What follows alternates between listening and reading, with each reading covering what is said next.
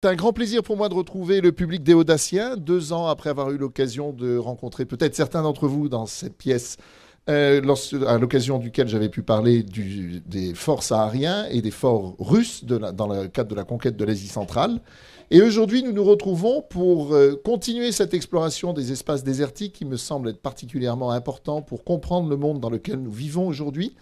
Et sous l'angle du thème de la terre, mais de la terre au sens romain, du droit romain, de la terra nullius, qui va nous permettre d'explorer les connexions entre aridité, donc environnement, le type de terre que l'on peut rencontrer dans les environnements désertiques, les pratiques également sociales, politiques et militaires, et l'expansion des empires. Donc je vous invite à découvrir un environnement dans lequel il y a assez peu d'humus. Je ne sais si certains d'entre vous étaient hier à la conférence inaugurale. On a beaucoup parlé de la qualité des sols, de la qualité de l'humus, de la terre nourricière qui permet de faire apparaître la vie. Eh bien aujourd'hui, ce que je vous propose, malheureusement, c'est un environnement où il y a relativement peu de humus. Donc il faudra faire avec, ou sans plutôt.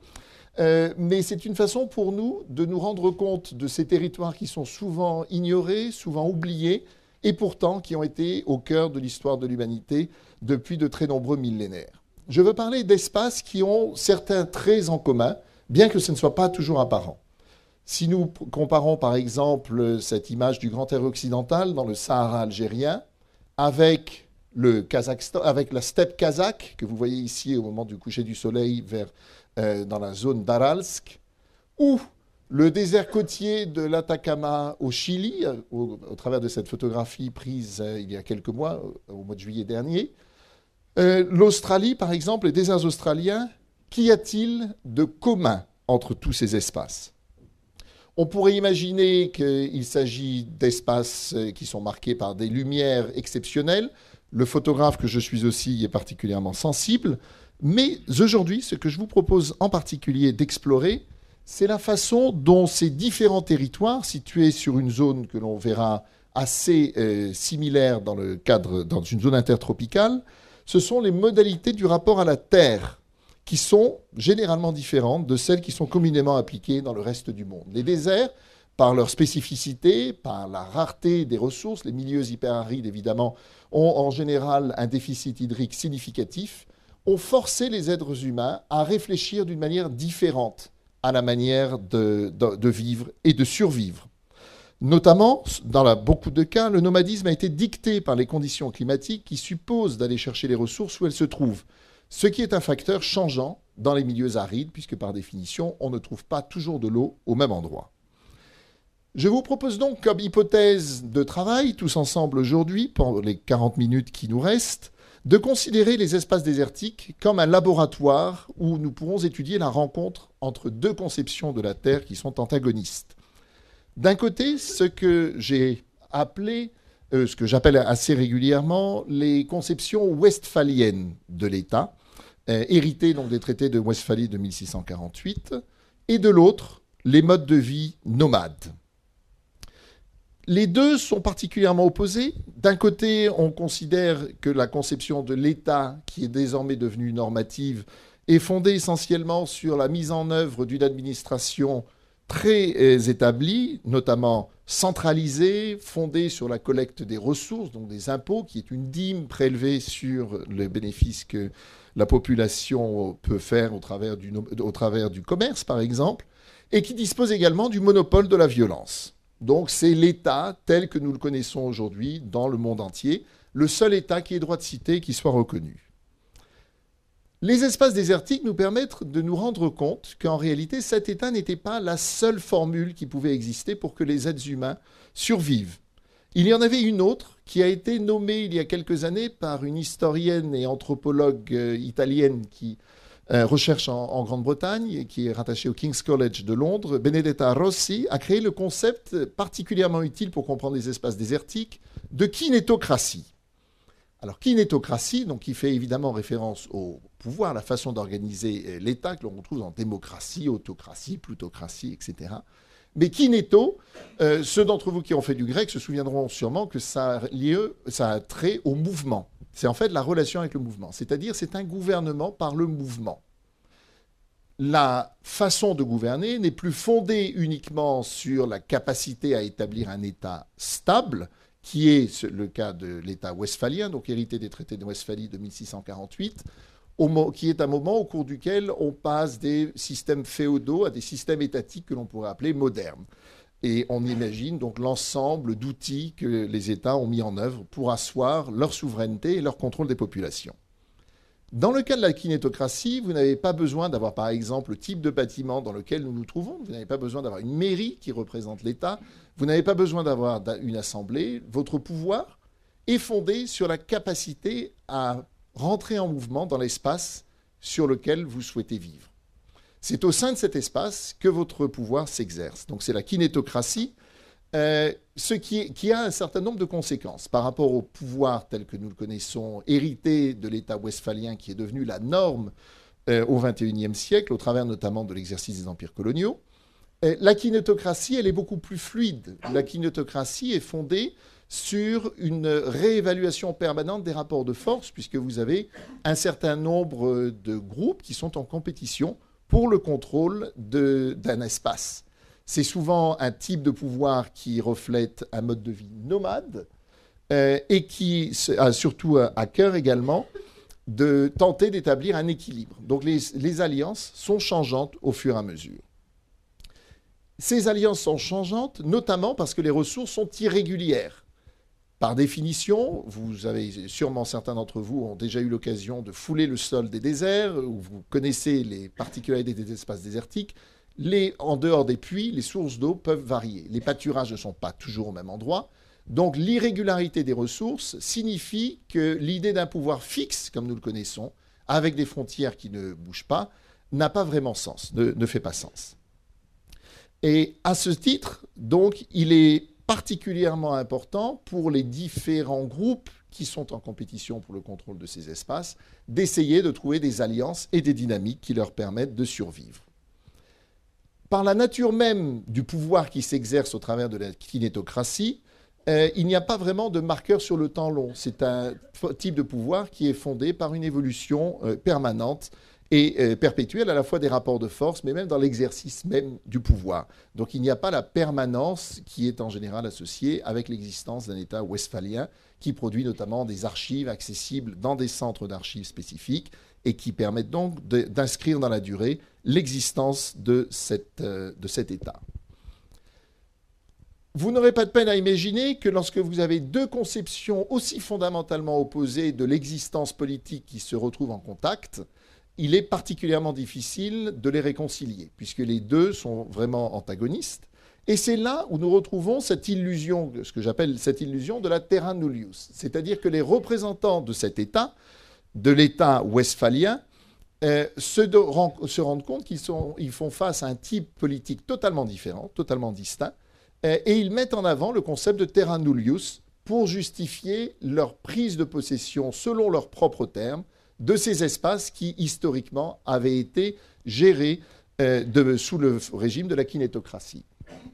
On en a un exemple que j'ai choisi peut-être dans une zone à laquelle vous n'aviez pas nécessairement songé en lisant la présentation de cette intervention, qui est l'Amérique du Nord. On découvre par exemple qu'en Amérique du Nord, comme nous le montrait Patricia Dickinson, les autorités françaises ne concèdent aucun droit territorial aux Indiens et prétendent que la découverte de ces terres par la France leur en donne non seulement la possession, mais aussi la souveraineté. Donc vous avez un exemple ici des cartes de la Nouvelle-France qui s'approprient en fait le territoire en allant même jusqu'à imposer le nom de Nouvelle-France, comme d'ailleurs le feront les Britanniques ou également un certain nombre d'autres puissances comme les Espagnols. Si nous faisons un saut dans le temps et un saut géographique également, nous nous rendons dans les espaces sahariens où le même type de processus a été à l'œuvre plus tard. Dans le cas du Canada, on parlait du XVIe siècle à peu près. Dans le cas du Sahara, c'est plutôt à la fin du XIXe siècle. Mais cette grande bande que vous voyez, alors je voulais vous le montrer avec le laser, mais ça ne fonctionne pas sur l'écran. Cette grande bande désertique qui correspond à la zone de rencontre intertropicale, et a été marqué par le développement d'un certain nombre d'empires, notamment l'Empire français, l'Italien et l'Empire britannique au XIXe siècle.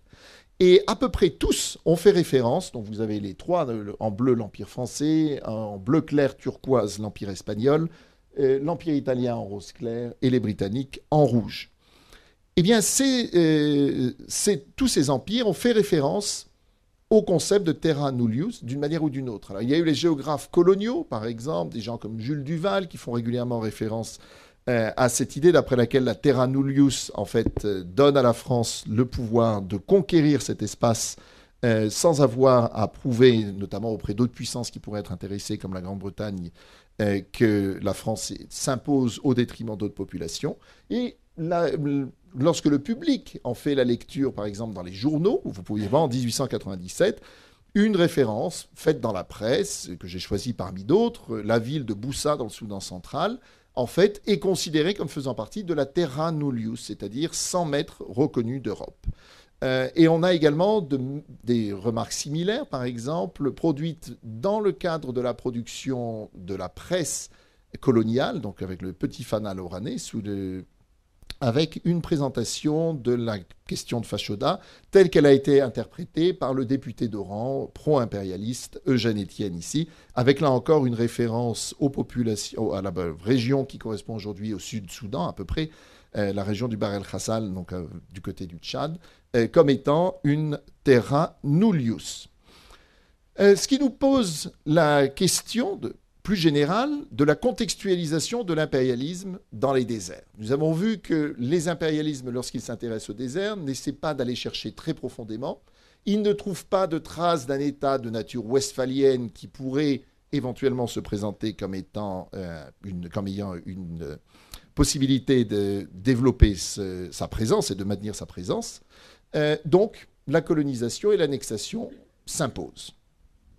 Ce qui nous amène peut-être à considérer une question aussi qui est d'abord pourquoi conquérir, pourquoi annexer, pourquoi coloniser. Alors je voulais simplement, pour le bénéfice un petit peu de la contextualisation générale des phénomènes dont nous parlons dans le cadre de cette intervention, rappeler qu'il y a une relation très étroite à la terre, c'est le thème du festival, donc ne l'oublions pas. Posséder la terre, posséder davantage de terre, c'est une façon d'augmenter les ressources qui sont disponibles pour une nation. Ça permet également d'asseoir une autorité politique, de régler un conflit frontalier, de stabiliser une frontière. Ce n'est pas à vous, Déodatien, qui avez vu une frontière mouvante entre 1870 et 1945 que je vais l'expliquer. Les frontières, en effet, ont une importance fondamentale pour des États, et également au-delà de l'État pour les populations qui vivent dans le cadre de ces États. Ça définit notamment la langue qui va être parlée, le système d'enseignement, le système économique dans certains cas. Donc ce sont c'est d'une importance fondamentale. Ça permet aussi d'étendre la puissance culturelle et politique. Aujourd'hui, la majeure partie des langues qui sont considérées comme des langues mondiales, qu'il s'agisse du français, de l'anglais, de l'espagnol, du portugais, ont été des langues impériales, et c'est par l'impérialisme qu'elles se sont imposées. Et enfin, ne l'oublions pas, ça permet aussi de s'enrichir. Et c'est la raison pour laquelle de nombreux pays, notamment des pays européens, se sont engagés dans cette voie-là. Ce qui ne répond pas, tout de même, à une question que l'on peut se poser de manière légitime, qui est finalement, pourquoi conquérir un désert? Parce qu'après tout, le désert ne semble pas être une zone particulièrement intéressante d'un point de vue économique. En tout cas, elle ne le paraissait pas jusqu'à ce qu'on découvre, comme on en parlera dans la conclusion, que les déserts recelaient souvent des ressources cachées, des ressources qui étaient insoupçonnées et qui sont particulièrement importantes au XXIe siècle. Mais pendant très longtemps, on estimait que les déserts n'étaient pas vraiment des espaces particulièrement importants ou propices au développement de la vie humaine. On se souviendra qu'au moment d'un partage entre la France et la Grande-Bretagne en 1890, le Premier ministre de l'époque, le Premier ministre britannique de l'époque, Lord Salisbury, avait remarqué d'une manière assez sarcastique qui avait généré les vivas et les applaudissements de la Chambre des communes que la Grande-Bretagne avait laissé aux coqs gaulois beaucoup de sable pour y user ses ergots, ce qui, comme vous pouvez l'imaginer, n'était pas exactement un compliment. Donc pendant très longtemps, la conquête des déserts est restée marginale, mais surtout au XIXe siècle. Avant cela, dans d'autres régions, comme l'Amérique du Nord, on l'a vu tout à l'heure, des enjeux géostratégiques ont pu apparaître. C'est-à-dire qu'il s'agissait de garantir la conquête et le maintien de la puissance dans un espace, notamment pour éviter qu'un autre État puisse s'en emparer. Parce que dans les jeux de chaises musicales que représentent les conquêtes coloniales, ne pas conquérir un espace, c'est aussi potentiellement permettre à un autre empire de se placer et donc d'obtenir un territoire qui, bien que n'étant pas nécessairement perçu comme ayant beaucoup d'intérêt, est tout de même mieux dans l'escarcelle du pays qui souhaite le conquérir plutôt que dans l'escarcelle d'un compétiteur. Et il y a aussi quelquefois l'effet domino qui a été décrit d'abord par une chercheuse qui s'appelle, enfin romancière et chercheuse des années 1930, donc assez tôt, qui s'appelait Sonia Howe. Et elle mettait en avant le fait que la conquête du Sahara était arrivée un peu par hasard parce que les Français étaient en Algérie. Et petit à petit, ils ont été pris dans un engrenage. Ils ont voulu protéger les tribus qui avaient fait allégeance. Ils se sont retrouvés dans le cas du Sahara et ils ont été obligés à leur tour de conquérir le Sahara sans vraiment s'en rendre compte. Ce sont donc des raisons, parmi d'autres, qui expliquent la conquête des espaces désertiques. Et dans tous les cas, l'un des arguments qui a été mis en avant de manière la plus permanente par les différents pays qui convoitaient des espaces désertiques était le concept de terra nullius. Et on constate que c'est en fait un concept qui a été utilisé par les puissances occidentales et par leurs héritières, comme nous allons le voir dans quelques instants, à peu près sur tous les continents, en dehors de l'Europe évidemment, parce que l'argument avait du mal à tenir, puisque c'était là où le concept westphalien de l'État était apparu. Donc, en Amérique, comme on l'a vu tout à l'heure, dans les territoires de l'actuel Canada. On pourrait dire aussi plus tard aux États-Unis, notamment au moment de la conquête de l'Ouest au XIXe siècle, où l'Indien n'est pas reconnu comme disposant de la terre et comme la mettant en valeur. On reviendra dessus un petit peu plus tard. Également en Amérique du Sud, dans l'extrême sud du continent, en Patagonie, dans certaines autres zones de peuplement nomade. Alors, ce qui ne veut pas dire que toute l'Amérique latine ait été peuplée de nomades. Il y avait eu des empires auparavant qui étaient sédentaires, comme les Incas par exemple, des populations et également comme les Atacameños par exemple dans le nord du Chili, qui eux-mêmes étaient des sédentaires. Mais les populations nomades ont souvent donné lieu ensuite à l'émergence d'un discours de justification des conquêtes qui faisait régulièrement référence à la terra nullius. En Asie centrale également, dans le cadre de l'expansion russe. En Afrique, comme on peut l'imaginer, c'est peut-être que certains d'entre vous avaient surtout ces exemples-là en tête quand ils ont vu la présentation de cette intervention, avec le Sahara, le Kalahari, l'Australie, avec le cas notamment assez extrêmement triste de la quasi-extermination des populations aborigènes d'Australie. Et on pourrait aussi le noter, alors ça c'est surtout intervenu quand j'ai effectué le travail de recherche pour cette conférence, les territoires polaires. C'est un terme que l'on voit apparaître assez souvent dans la presse, notamment au début du XXe siècle, lorsqu'il y a des discussions relatives au Spitzberg, au Svalbard, à la conquête du Svalbard. L'idée de terra nullius revient régulièrement pour justifier les demandes d'annexion de la Norvège. Le concept de terra nullius apparaît, donc, comme je viens de le mentionner, il est appliqué, donc il est d'origine romaine, mais il intervient dans la période moderne et contemporaine de manière assez régulière. Alors, il vient se substituer à ce qu'on aurait pu appeler auparavant le droit de conquête le plus connu, qui est le droit du plus fort, peut-être représenté par cette peinture rupestre de la région de l'Akakous en Libye. Vous avez une lance qui est un petit peu plus efficace, un peu plus longue et mieux aiguisée que celle de votre opposant, et vous en profitez pour conquérir son territoire. C'est malheureusement un mode de fonctionnement qui a été assez largement appliqué par l'espèce humaine dans son histoire d'origine.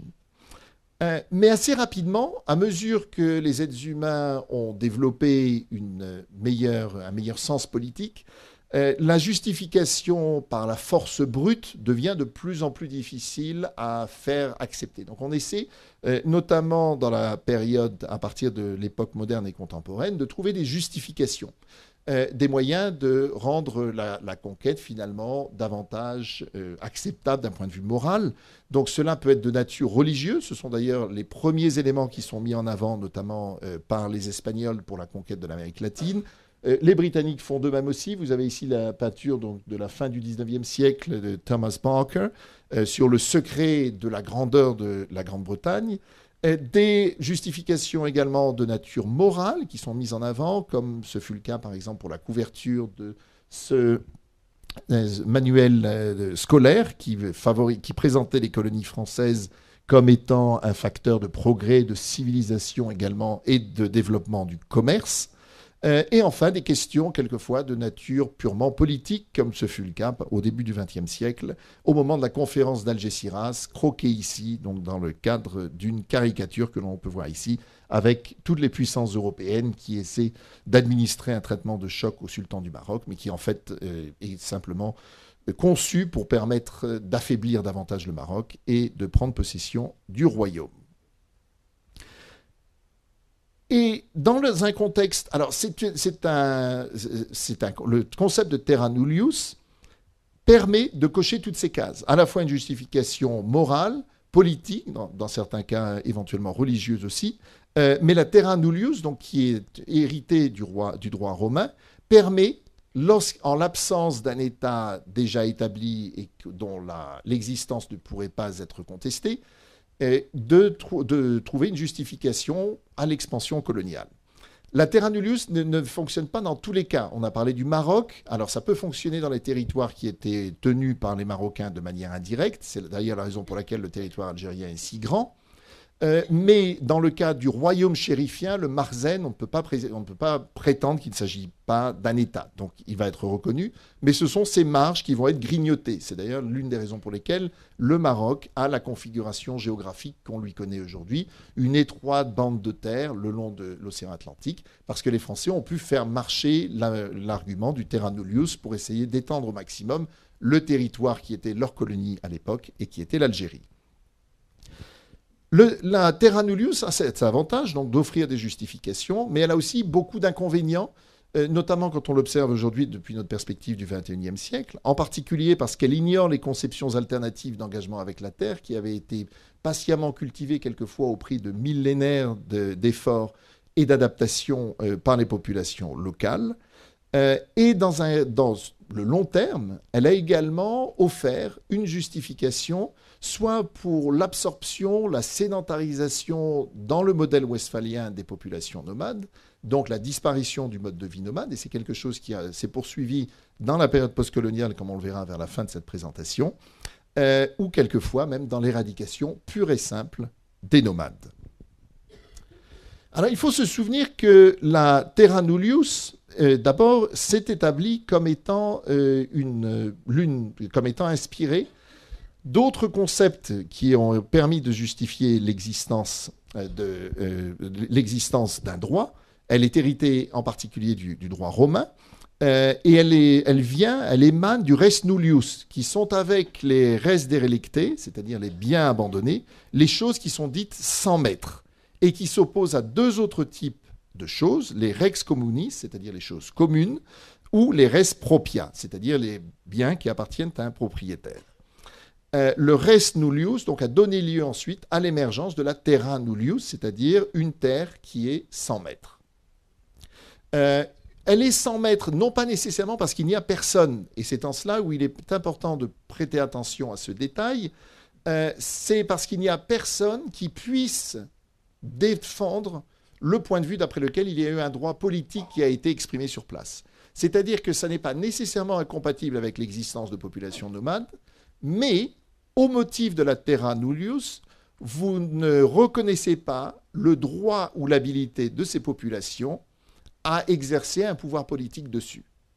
Et il y a là, d'une certaine manière, une nuance qui s'instaure entre habiter, parcourir et cultiver une terre, qui est une façon aussi de retourner à l'approche traditionnelle romaine, puisque les Romains étaient un peuple essentiellement aussi d'agriculteurs et de bâtisseurs. Donc ce qui vous rend propriétaire de la terre, ce n'est pas simplement que vous avez l'occasion de la traverser ou que vos troupeaux sont quelquefois dans la région, mais c'est que vous la cultivez, que vous êtes établi. Donc c'est une vision très inspirée de la vision sédentaire de la pratique politique, héritée, comme le nom l'indique, de la vision romaine.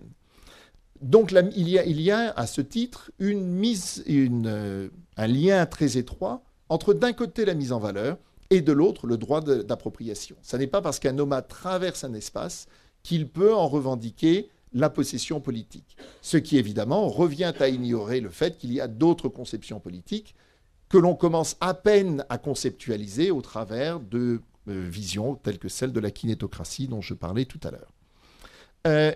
Et c'est aussi également... Donc cette terra nullius permet de donner un vernis de moralité aux conquêtes lorsqu'elles ont lieu. C'est la raison pour laquelle elle a tant de succès, parce qu'elle permet ensuite d'avoir une application légale, c'est-à-dire que les populations qui ont précédé la colonisation ne sont pas reconnues. Ce n'est que maintenant que dans des pays comme le Canada, par exemple, on reconnaît les populations précoloniales, mais la plupart du temps, pendant de très nombreux, pendant, on peut dire, plusieurs siècles, leurs droits n'ont pas été reconnus, et donc l'histoire politique du pays commençait avec l'arrivée des colonisateurs. Et il y a donc toute une série également de doctrines associées qui s'appliquent très facilement à partir du moment où vous reconnaissez de manière absolue le concept de terra nullius. S'il n'y avait pas d'État ou de gouvernement qui pouvait être reconnu comme exerçant le pouvoir sur place, la doctrine de la découverte peut s'appliquer, c'est-à-dire le premier État européen qui vient planter son drapeau est reconnu comme étant propriétaire de ce territoire, et ça ne s'applique pas au détriment d'une population indigène, puisque son rôle politique est complètement ignoré dans ce cas-là. Il y a également le droit de première occupation, très étroitement associé à la doctrine de la découverte, qui s'applique. Et même dans certains cas, les conflits qui peuvent exister entre le principe d'occupation et la doctrine de la découverte sont oubliés. C'est le cas, par exemple, de l'Australie, où au début, le capitaine Cook explore la région de l'Australie et essaie de s'assurer que les Hollandais n'avaient pas de droit qui avait été établi. Donc, s'étant assuré qu'il n'y avait aucune trace des Hollandais qui avaient été dans la région, il décide d'appliquer le droit du premier venu, en disant les Britanniques sont les premiers à être arrivés en Australie, donc cette île sera britannique.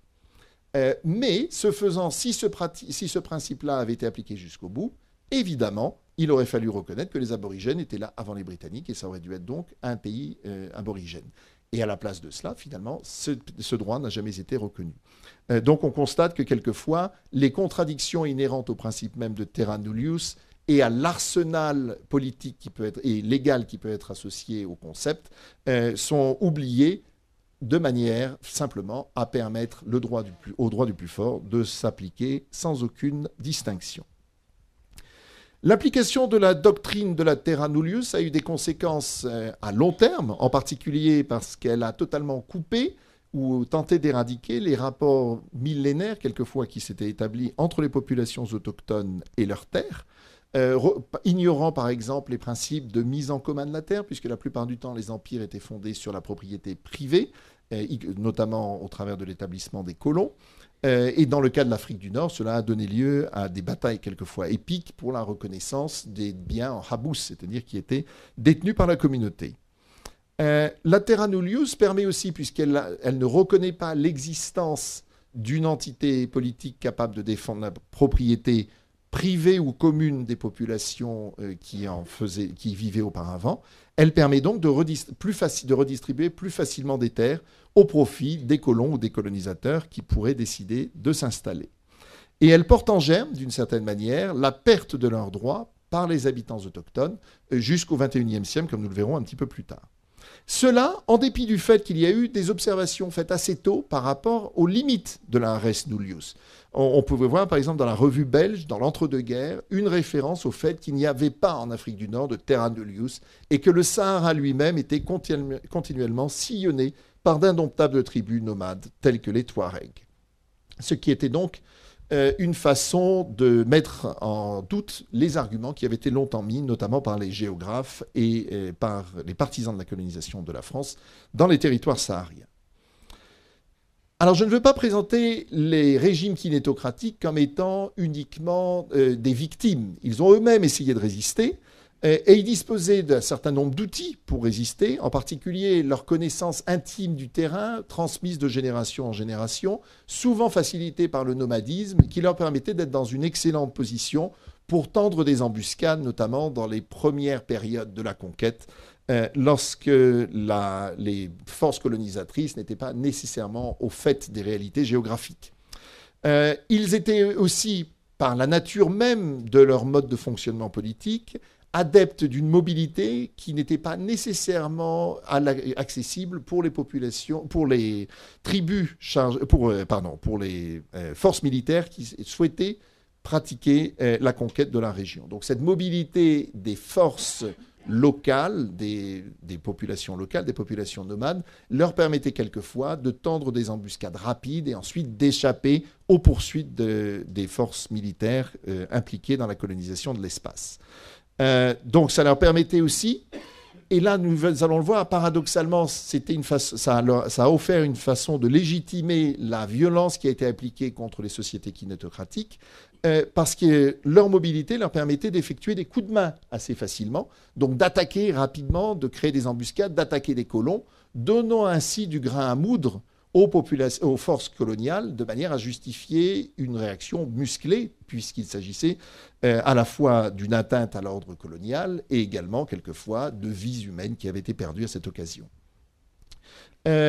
Et cela permettait, alors cette mobilité permettait aussi de déplacer les zones de transhumance, donc d'avoir des stratégies d'évitement, de développer des stratégies d'évitement, au fur et à mesure où l'emprise coloniale se développait dans des espaces désertiques, les populations allaient dans d'autres endroits et essayaient d'éviter la confrontation frontale.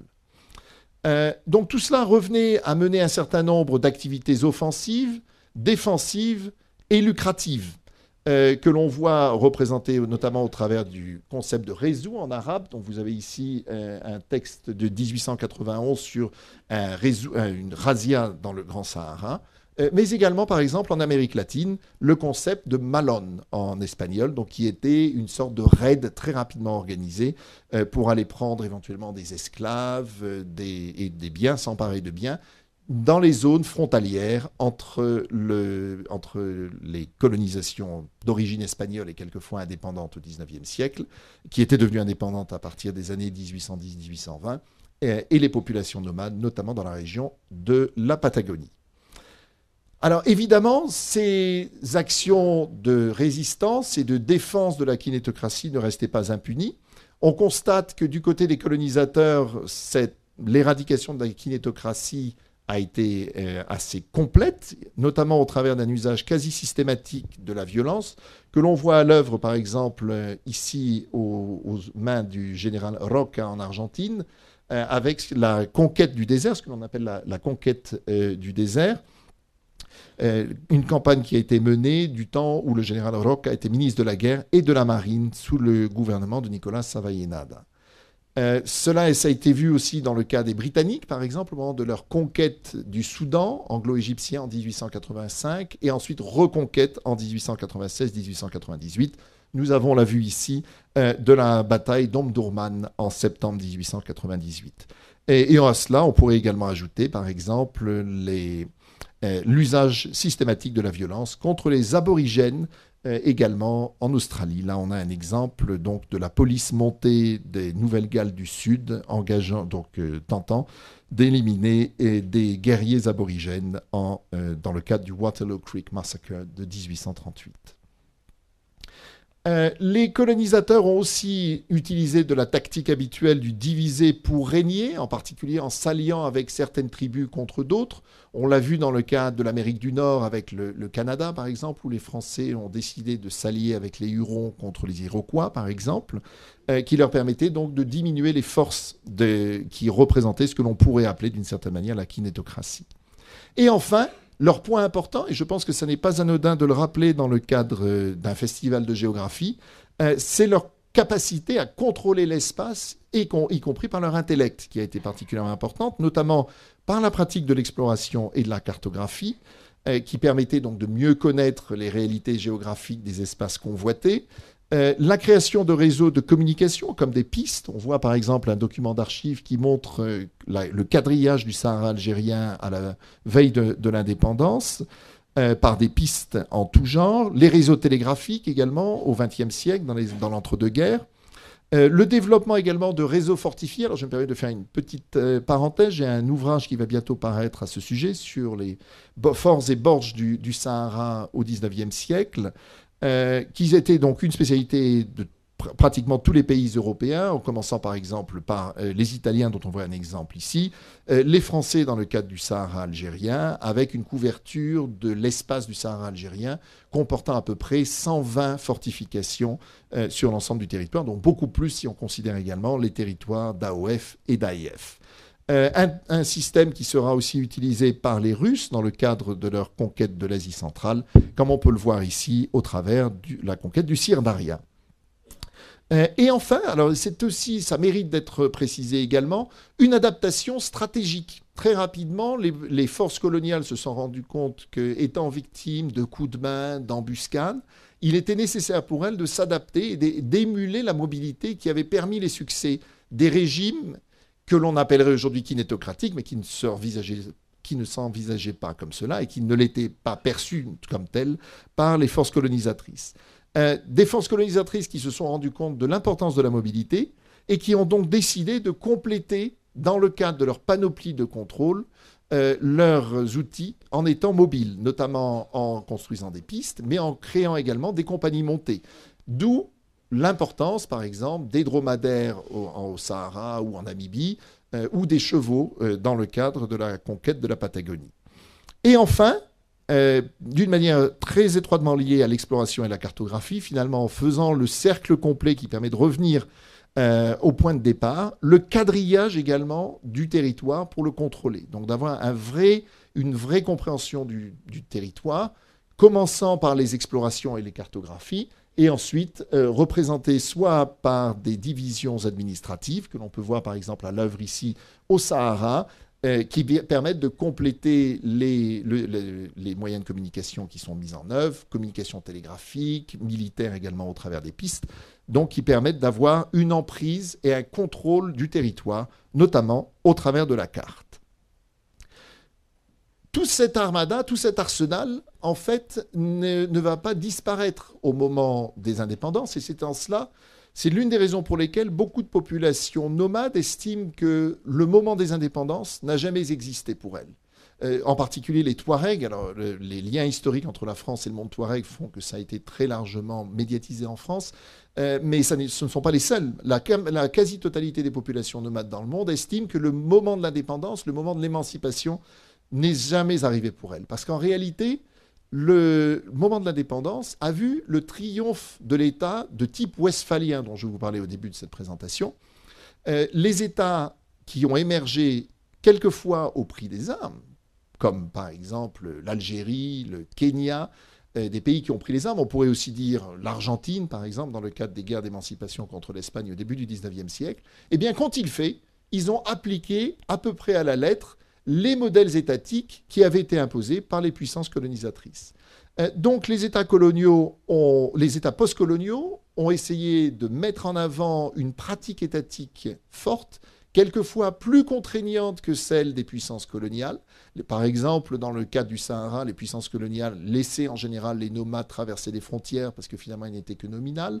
À partir de l'indépendance, mise en place de cartes d'identité, formalités douanières, frontières, tout se ferme. D'une certaine manière, l'étau se resserre. Ces États, dont quelquefois la légitimité pouvait être un petit peu contestée ou pouvait être faible, n'ont pas hésité à avoir une approche musclée quand ils ont souhaité mettre en œuvre leur autorité, y compris dans des territoires qui avaient été un peu négligés par les autorités coloniales, parce que finalement, ils n'étaient pas vraiment stratégiques. À partir du moment où ça apparaissait comme appartenant au territoire sur les cartes du monde, c'était suffisant. On n'allait pas essayer d'envoyer davantage de ressources. Lorsque le colonisateur se retire, la donne change et on se retrouve dans une situation où il y a éventuellement un usage militaire plus fréquent. On le voit dès le début du 19e siècle. Peut-être certains d'entre vous ont tout de suite pensé aux années 60 en disant « Ah oui, le Mali, le Niger ».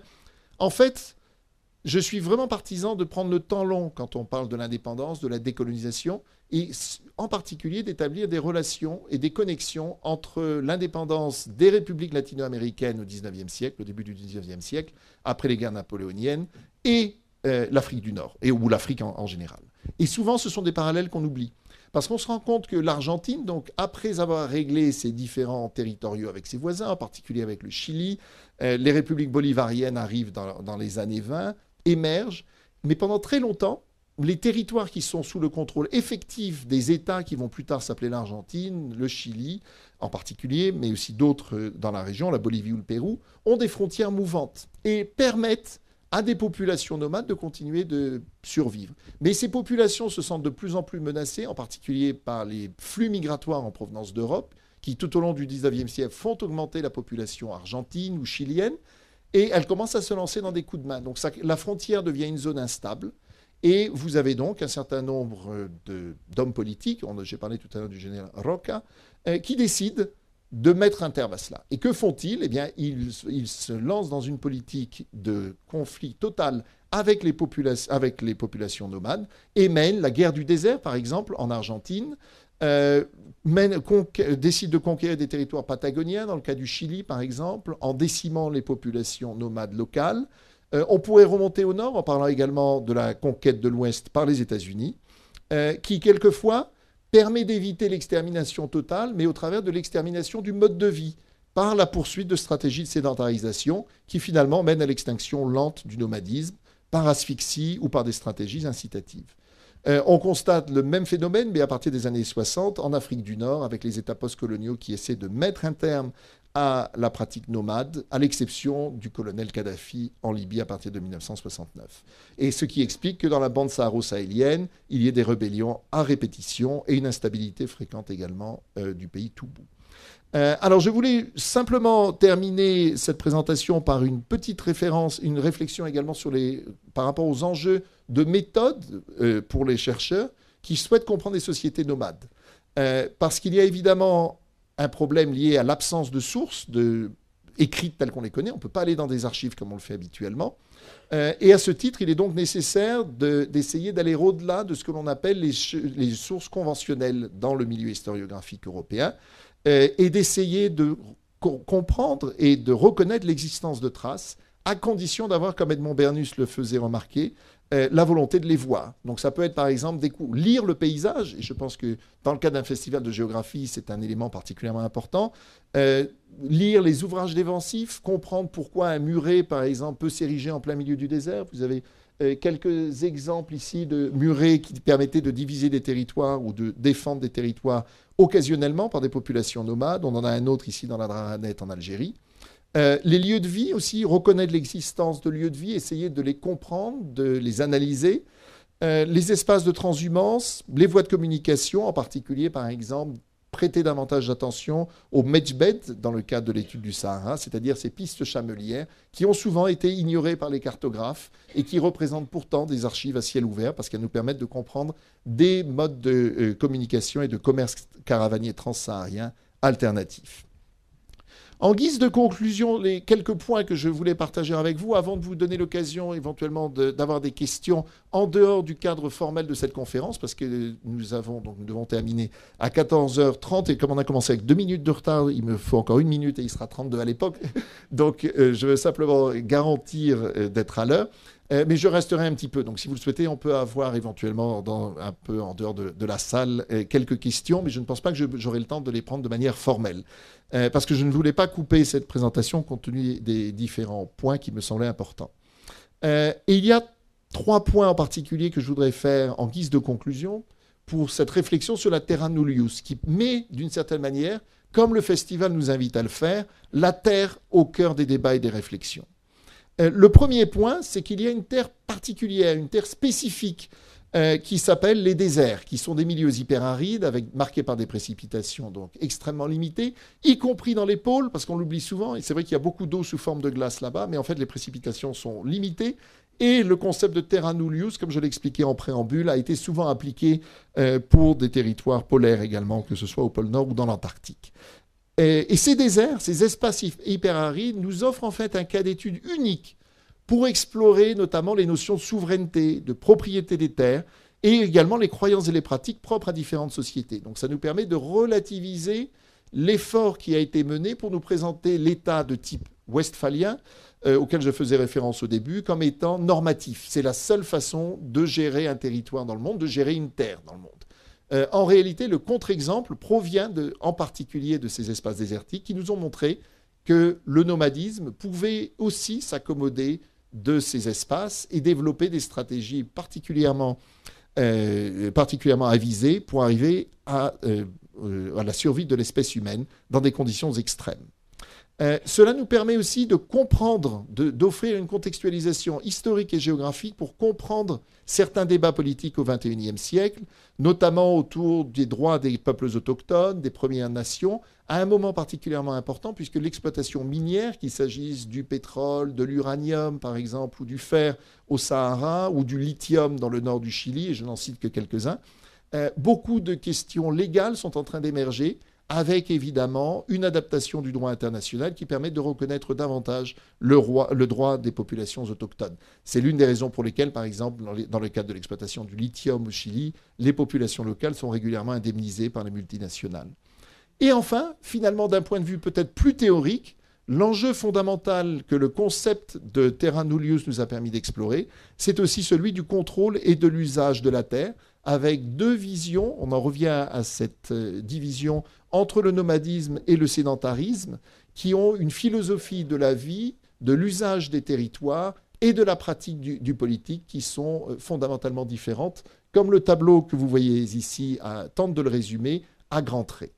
Je vous laisse donc réfléchir à ces questions-là, au fait que finalement les normes et l'universalisme, finalement, ne sont qu'une forme relative et doivent être contextualisées à la fois dans le temps et dans l'espace. Je vous remercie de votre attention.